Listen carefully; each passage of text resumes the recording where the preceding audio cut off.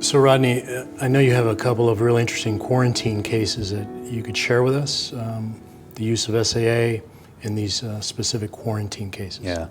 Yeah, these are really interesting cases of, we have our isolation facility at the hospital that, every so often owners will send their horses in, especially in these two situations in particular, horses that were, say, rescued from an auction, and they want to get them to a facility where they can be monitored before they bring them back to their facility, their barn.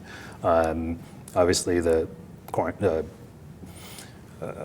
auction type facilities, there's a lot of disease, going around, and so they just want to make sure that these horses are void of any infectious diseases. So when those horses are admitted to the hospital, we monitor their SAAs. This one case in particular, its SAA was normal on presentation. We didn't recheck it. We just continued to monitor the horse clinically throughout most of its stay. And we're actually getting ready to discharge the horse. Its temperature had been 99 degrees very consistently. It's been how long? It's been about 10 days. Okay. 10 days.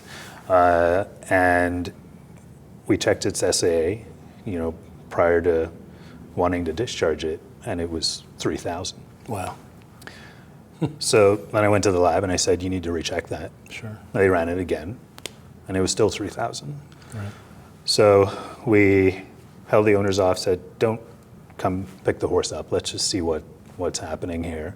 And sure enough, that night, the horse spiked a fever of 104.1. Wow. So again, it just illustrates the predictive value of the test.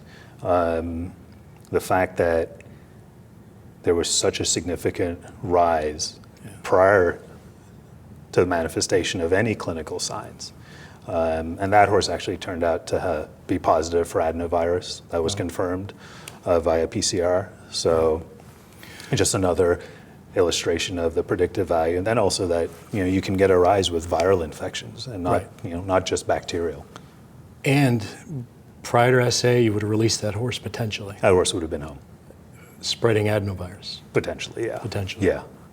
That's a big deal. So that was, it was a pretty enlightening experience with, with the test.